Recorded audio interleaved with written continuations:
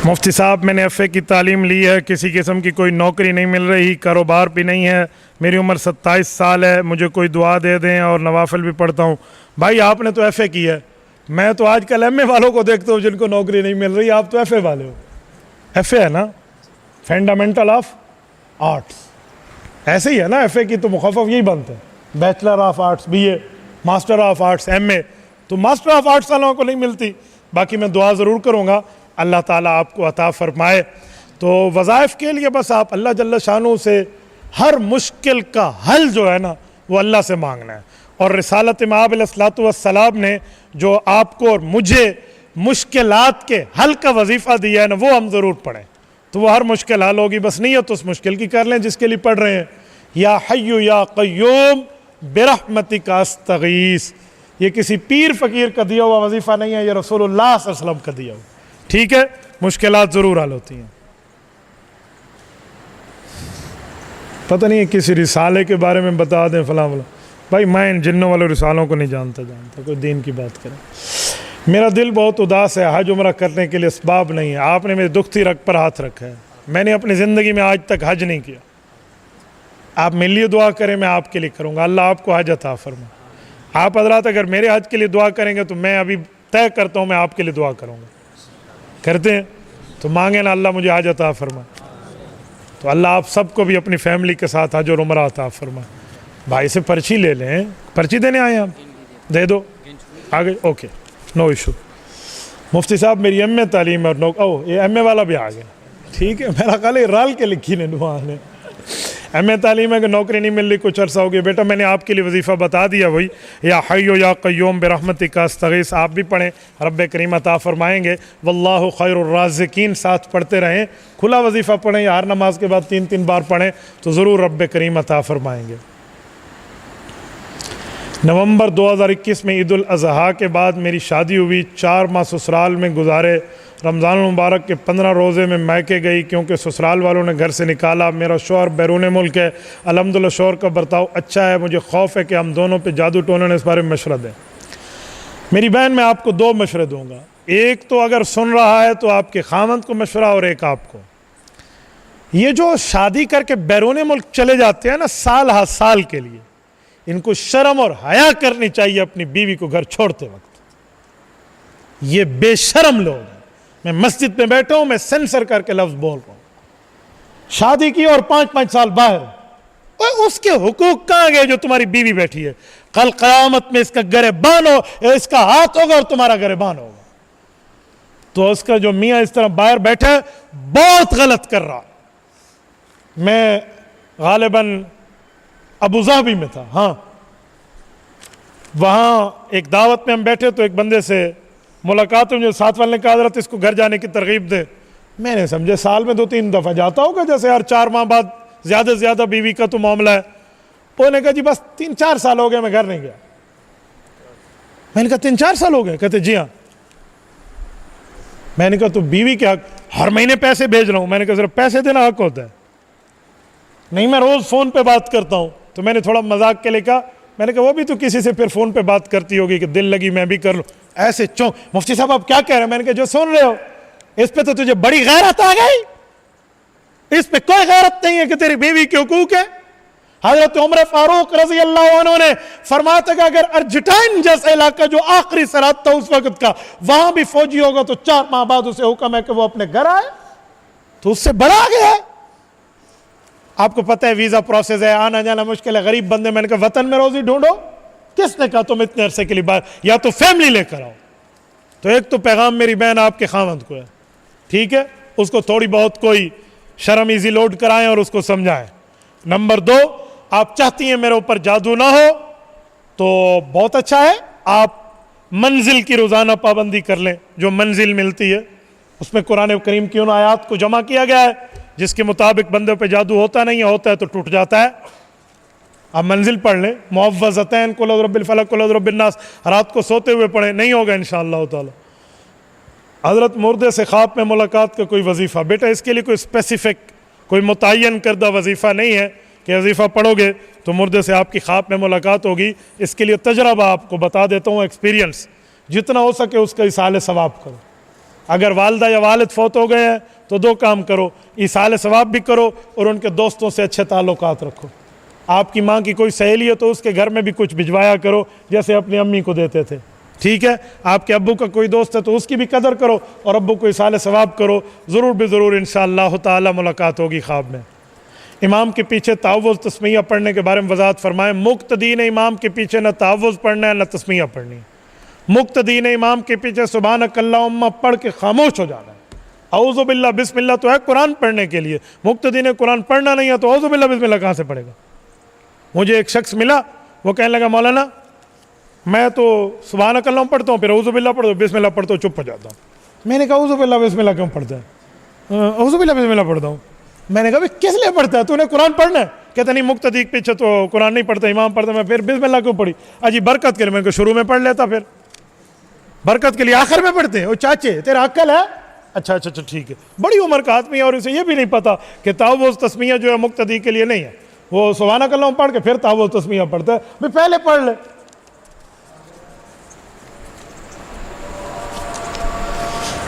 हजरत जिससे बैत किया है उसके मामूलात के साथ दूसरे बुज़ुर्ग के मामूलात पढ़ सकता हूँ। तीसरा कलमा मसनून दुआएं, बाकी जो अज़कार है तो सोच समझ के बैत कर देना।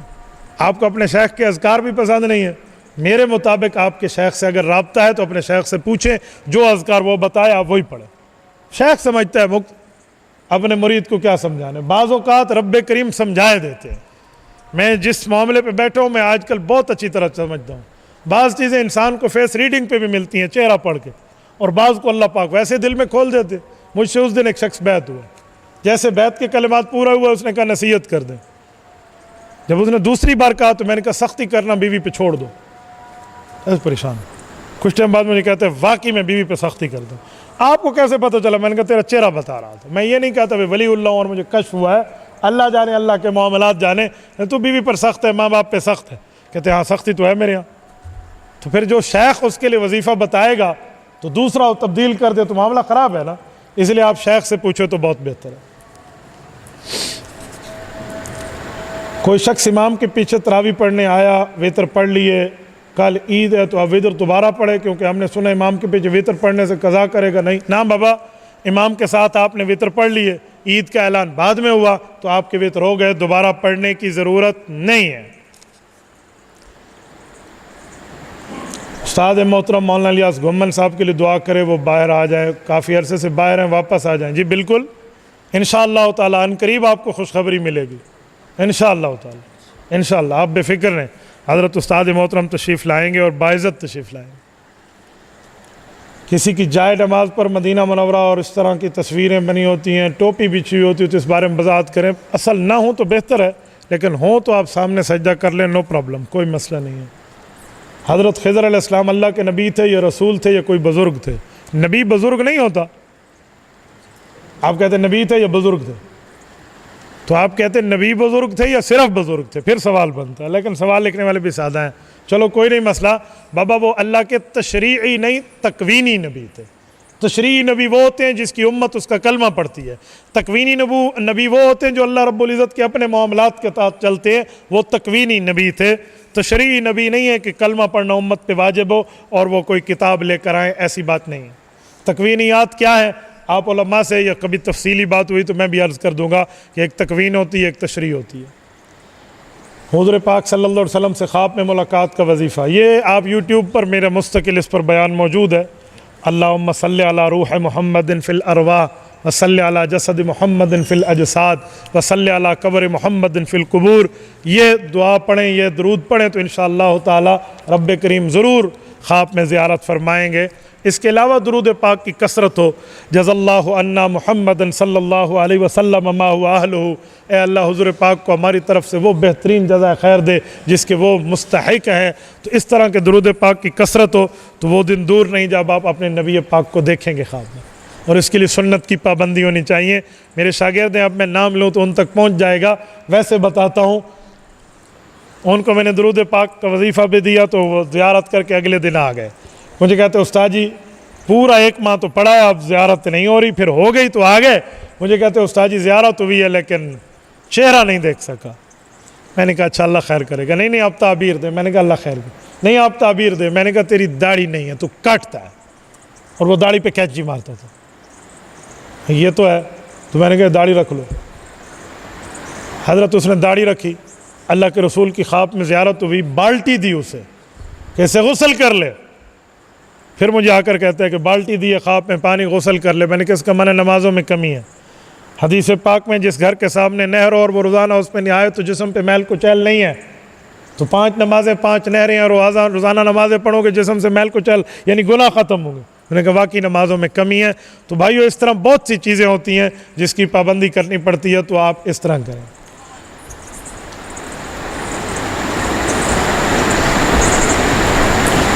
हज़रत जब कायद मिल्लत इस्लामिया हज़रत मौलाना फ़ज़ल रहमान के बारे में आप दलाइल के साथ बात करते हैं और उनका साथ देते हैं तो हम बीमार लोगों पे अच्छा लगता है। हज़रत जी मेरी छोटी सी ख्वाहिश है कि एक बार आप मुस्कराएं, आपका मुस्कराना मुझे पसंद है। वाह जी क्या बात है, क्या बात है। पता नहीं चुगताई साहब और रिसाला भाई मुझसे अहले हक़ के बारे में पूछे, मैं इन मामलात को नहीं बात करता। ईद की कुर्बानी के जानवर की उम्र के बारे में मालूम है। साल में किसी और दिन जानवर ज़बह करें तो इसकी कुर्बानी, कबूतर मुर्गी की कुर्बानी के बारे में वज़ाहत। लो जी, बकरी कबूतर मुर्गी, अच्छा उम्र सारी कुर्बानी नहीं। भाइयों उम्र के लिए एक बात जहन में रखें, वो कहते हैं ये खीरा है और ये दोंदा है। ये दोंदा और खीरा ये कोई शरीयत का हिस्सा नहीं है, किसी इस्लामी किताब में इसका सबूत नहीं है। उम्र है उम्र कि बकरा बकरी 1 साल, गाय 2 साल और ऊँट 5 साल, बस इस उम्र में वो दोंदा है, चोगा है, खीरा है, छक्का है, जो भी है कुर्बानी हो जाएगी। लोग कहते हैं दोंदा 2 दांत वाला होना चाहिए, तो ये प्लास से उसका दांत निकाल के ले आते हैं, कहते हैं ज़बह कर। असल उम्र है, उम्र देखनी चाहिए। बाकी कबूतर वगैरह की उम्र कितनी हो तो ज़बह करे, अब मुझे क्या पता, मैंने कोई कबूतर शबूतर नहीं रखे हुए, ठीक है। और आम दिनों में जो आप ज़बह करते हैं आप कोई भी कर सकते हैं, ठीक है। हमने सुना है कि 4 पैगंबर ज़िंदा हैं। बाबा हमने आला तो अकीदा है तमाम अंबिया कब्रों में ज़िंदा है, तुमने 4 का सुना है। सादे आदमी ईसा अलैहिस्सलाम आसमानों पे, हज़रत इदरीस अलैहिस्सलाम जन्नत में, खिज़र अलैहिस्सलाम दुनिया में, इलियास अलैहिस्सलाम भी ज़िंदा। इस बारे में वज़ाहत करें। शरीयत इस्लामिया की दलाइल की रोशनी में बात है कि हज़रत ईसा अलैहिस्सलाम ज़िंदा आसमानों पर तशरीफ़ फरमाए, उन पर वफ़ात नहीं आई। बाकी अंबिया पर वफ़ात आ गई और वो कबूर में हयात कब्री, हयात उखरवी, हयात बरज़खी के साथ ज़िंदा है, ठीक है। इतनी सी बात है। दलाइल की दुनिया में ये बात हदीस पाक की शरह में आपको इस तरह नहीं मिलेगी जैसे आपने लिखी है, वो मिलेगी जो मैं आपको कह रहा हूँ। हज़रत जी मुर्शा कुरैशी, उसकी उम्र 21-20 साल है, गूंगा है, 2 साल हो गए, लापता है।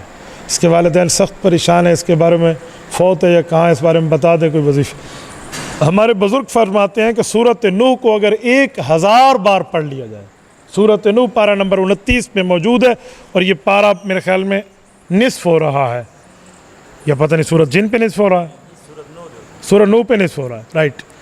तो ये अगर सूरत नूह को 1000 बार पढ़ लिया जाए तो घुमा हुआ बंदा वापस आ सकता है।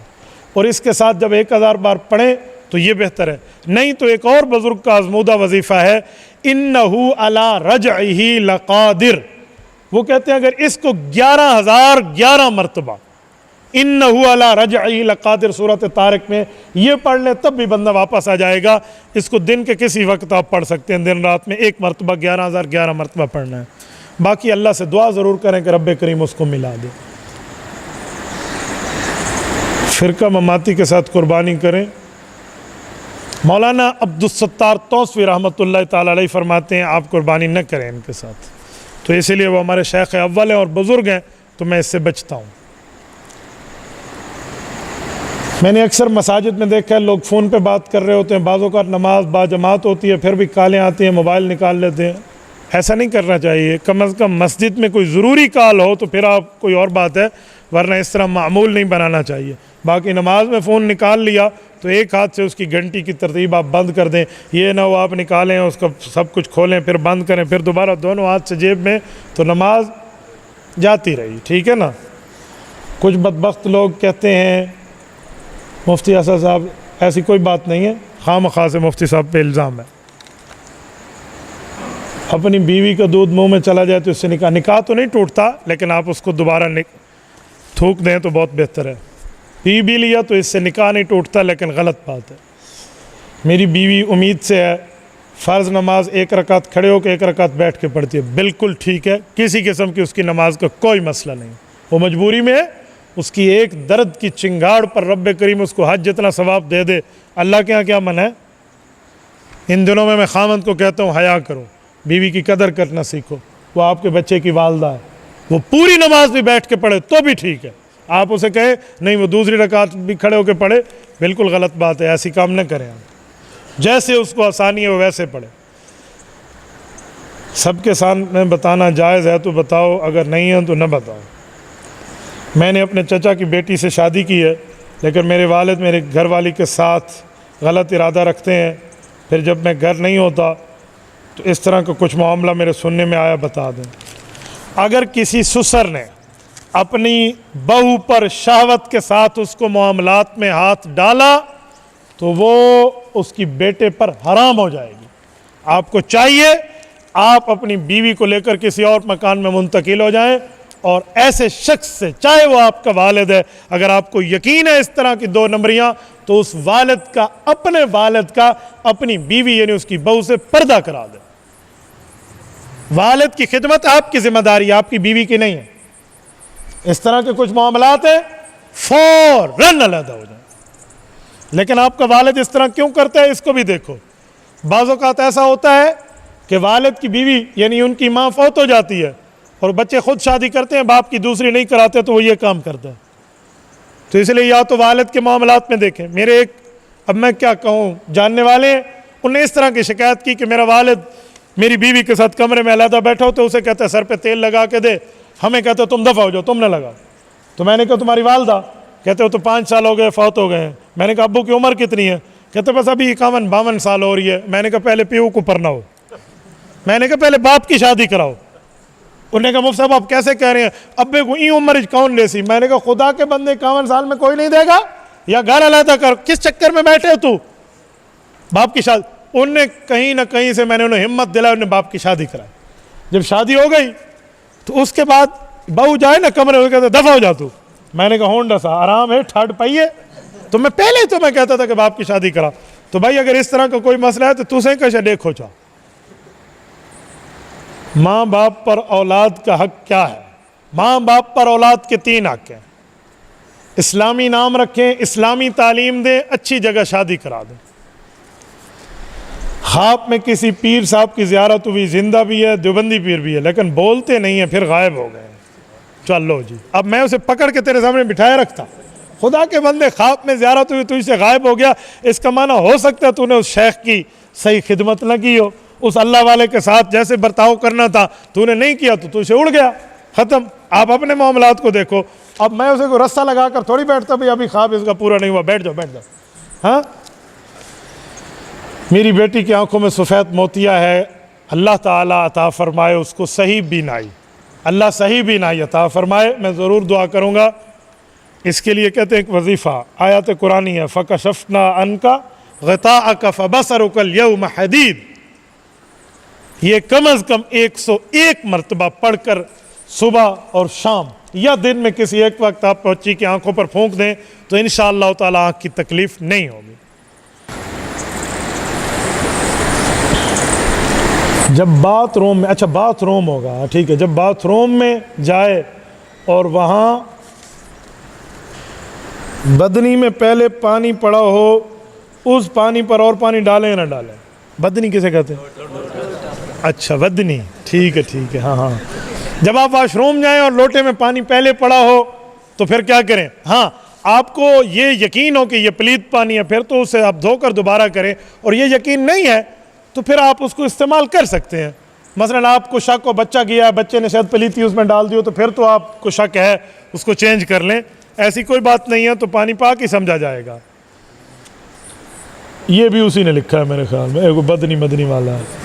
मौली साहब किस्त वाला कारोबार सूद में आता है या नहीं? मसलन एक चीज़ नगद पे, भाई किस्त का कारोबार सूद में नहीं है, लेकिन इसलिए कह रहा हूं कि आजकल बाज़ लोगों ने सूद को किस्तों पे डाल दिया, उस पर हमारे हाँ पाबंदी है बाकायदा इंतज़ामिया की तरफ से, वो चक्कर और है। एक से नकद लेकर दूसरों को किस्त पे बेच देने वाला जो कारोबार है तो सूदी है, इससे बचें। आम तौर पे कोई किस्त पे चीज़ बेचे तो वो सूद नहीं है, लेकिन इस बारे में तफसील है। बेहतर है कि आप मौलाना साहब के पास आएँ और उनको बताएं और उनसे तफसील ले लें। जब सोना फ़रोख्त करते हैं तो इसमें दुकानदार एक मासा काट देता है, एक मासा 10,000 का बनता है, तो क्यों काटता है भाई? वो किस लिए काटता है? पूछे। हो सकता है कि वो सोना ना हो, वो कुछ और हो, कोई और गिल्लट विल्लट साथ मिलाकर सोने को जोड़ते हैं, इस तरह ना हो। वो आपने सुना नहीं है कि सोना आग में जल के कुंदन बन जाता है? कुंदन किसे कहते हैं पता है आपको? किसे कहते हैं? अभी कोई बता रहा था, सोना आग में जल के कुंदन बन जाता है। कुंदन किसे कहते हैं? खालिस सोना, ठीक है, यानी उसमें मिलावट खत्म हो जाती है ना। तो अगर ऐसी कोई बात है तो फिर तो अलग बात है, वरना आम तौर पे सोने का मासा काट देते हैं तो जुर्म है। मेरी घरवाली के पास 5 तोले सोना है और 50,000 रुपये भी है, उस पर बीवी पर जी बिल्कुल पक्की ठक्की कुर्बानी आ गई। आपकी बीवी कुर्बानी करेंगी? नहीं तो आप कर लें तो अच्छी बात है, कोई नहीं मसला, वो अगर इजाज़त दे तो। लोग कहते हैं कि बच्चा 15 साल तक जो गुनाह करता है, इस गुनाह के बदले सवाब मिलता है, और वो भी माँ बाप को मिलता है। कितने सालों तक मज़ीद को माँ बाप को गुनाह वाला सवाब मिलता रहेगा, ज़रा बताएं। वाह मेरे भाई, खुदा तुझे ले जाए हज पे, तेरा हाल वाल कोई नहीं है। और बच्चा जो 15 साल तक गुनाह करता है, गुनाह सवाब लिखा जाता है, यूँ नहीं है। वो यूँ है कि जो बच्चा नाबालगी में होता है तो उसके गुनाह लिखे नहीं जाते, इतनी बात है। ये नहीं है कि वो गुनाह करते और नेकी बनती जाती। तुमने अच्छी मशीन बनाई हुई है, यूँ नहीं है। वो नाबालगी में नहीं लिखे जाते कि नाबालिग है, बच्चा है, मासूम है, तो इसका क्या पता। मुफ्ती साहब, मेरे जहन में बहुत बुरे ख्यालात आते हैं और बहुत से बुरे काम भी हो जाते हैं, कोई वजीफ़ा बताएं। 2 बातें अलग अलग हैं। अगर आपके जहन में बुरे ख्यालात आते हैं और बुरे काम नहीं होते, दूसरी सूरत बुरे ख्याल भी आते हैं, बुरे काम भी होते हैं, यह अलग अलग बात है। जहन में बुरे ख्याल आए लेकिन बुरे काम करते नहीं हो आप, तो आपको सलाम है, आपका ईमान बढ़ रहा है। क्योंकि जहन में उस वक्त बुरे ख्याल आते हैं जब बंदे का ईमान बढ़ता है तो शैतान डाका डालता है। बस उसका इलाज है उस ख्याल को झटक दो, चाहे दिन में 1000 मरतबा ख्याल है, लेकिन ख्याल भी आते हैं और बुरे काम भी कर लेते हैं। तो भाई अब आप फिक्र करो, अब आप तौबा करो। इसके लिए वजीफ़ा नहीं, गैरत चाहिए, ठीक है? वजीफ़े से ज़्यादा गैरत। और अगर वजीफ़ा पढ़ना भी चाहते हैं तो 5वां और 6ठा कलमा पढ़ लो, अस्तग़फ़िरुल्लाह रब्बी मिन कुल्लि ज़ंबिन पढ़ लो, या अल्लाहुम्मा इन्नी अऊज़ु बिका मिन अन उशरिका बिका शैया। ये 5वां और 6ठा कलमा आप इसको पढ़ते रहें तो गुनाह भी इंशाअल्लाह अल्लाह माफ़ फरमा देंगे। हज़रत मौलाना फ़ज़ल रहमान साहब के बारे में बताएं, क्या बताऊँ। मौलाना फ़ज़ल रहमान साहब हमारे बुज़ुर्ग हैं, बड़े हैं, और इस वक्त सियासत इस्लामिया में उनको होना मैं समझता हूँ फ़र्ज़ ऐन है। अगर फ़ज़ल रहमान न होते, सियासत इस्लामिया में जमीयत उलमा इस्लाम की मेहनत न होती, तो शायद हमारे चेहरों पर दाढ़ी और सर पे पगड़ियाँ न होती। हरात अल्लाह रब्बुल इज़्ज़त ने करम किया, हज़रत मौलाना ने मेहरबानी फरमाई, मेरे घर तशरीफ़ लाए। कल इशा की नमाज मेरे ख्याल में इस वक्त हज़रत मौलाना ने बाजमात इमाम बन के हमारी मस्जिद में कल नमाज़ पढ़ाई है। तो शफीक आदमी है, कोई उससे करीब बैठे। मेरे बच्चों को तो कल गोद में बिठाए रखा, हमारे घर तशरीफ़ लाए, मेरे बेड पर आकर बैठे और बड़ी दुआएं दी। तो मैं करीब रहकर जानता हूँ, दूर रहोगे तो आप परेशान रहोगे। मुफ्ती साहब, मेरी नज़र की कमज़ोरी है, बता दें। मैंने अभी आपकी खिदमत में बताया था कि आँख की कमज़ोरी जो है, या कवियो या नूरो, 11 मरतबा पढ़ेंगे, या कवियो 11 मरतबा या नूरो, आँखों पे फूंक दें या हाथ पे फूंक पे आँख पे मल लें, तब भी इंशाअल्लाह नज़र की मजबूती होगी। फ़कशफ़नान का ग़िता कफ़ बसरुकल यौम हदीद, हर नमाज के बाद 3 मरतबा पढ़ें तो आँखों का मसला ठीक है। मौलाना साहब, मैं कारोबार लिए जाता हूँ, कमाता हूँ, लेकिन बरकत नहीं होती, वजीफ़ा बता दें। भाई, कारोबार के लिए वजीफ़ा तो ये है कि आप झूठ न बोलें। जब आप झूठ बोल के कसम उठाकर चीज़ बेचेंगे, हदीस में चीज़ बिक जाएगी तो बरकत भी चली जाएगी। तो आप सच्चे कारोबार बने, और आप सच्चे कारोबारी बने तो ताजरुल अमीन मान नबीयीन व सिद्दीकीन, हदीस में अमानतदार ताजर जो है ये अंबिया के साथ खड़ा किया जाएगा। तो आपको ये ठीक रखना चाहिए, और उसके साथ दुआ भी करें कि अल्लाह, मैंने कारोबार इसलिए शुरू किया कि मैं हराम से बचूँ, हलाल लूँ, तो इंशाअल्लाह रब मदद करेंगे।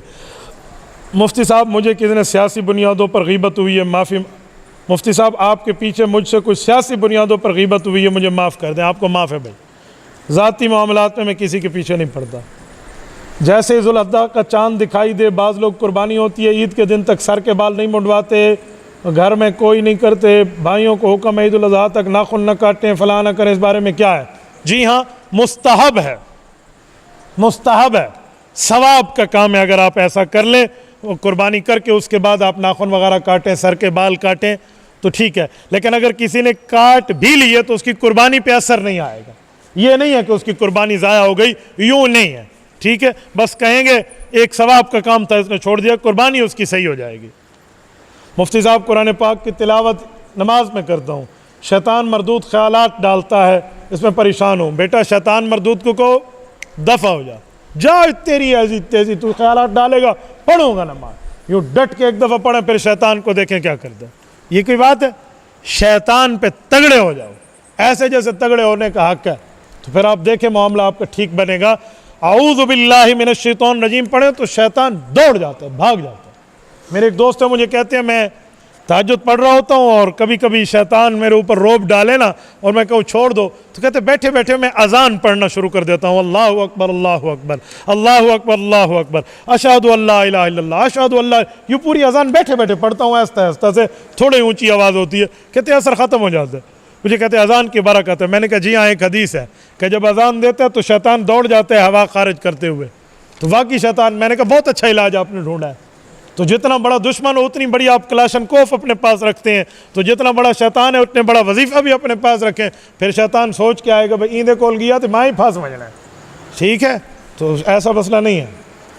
अब देखो मौलाना इतने बड़े ख़त इन्होंने लिख दिए हैं, हाँ इतना बड़ा पर्चा लिख दिया। ये नीचे वाली हदीस दुरुस्त है या नहीं है? एक शख्स मकबूल जान वीडियो देख रहा था, वो कह रहे थे दज्जाल कब आएगा, इमाम महदी, उसने हदीस बयान कर दी। उम्मत की उम्र 24 साल है, आपने फरमाया असर से मगरिब के वक्त मेरी उम्मत की उम्र है इतनी, ठीक है, ये हदीस तो सही है। फरमाते यहूदियों का सरदार हुजूर की खिदमत में आया, उम्मत की उम्र कितनी है? तो आपने फरमाया अलिफ लाम मीम, उन्हें गिनना शुरू किया तो फ़लाँ है, क़ाफ से मुराद। इस तरह की रिवायत को मैंने नहीं पढ़ा।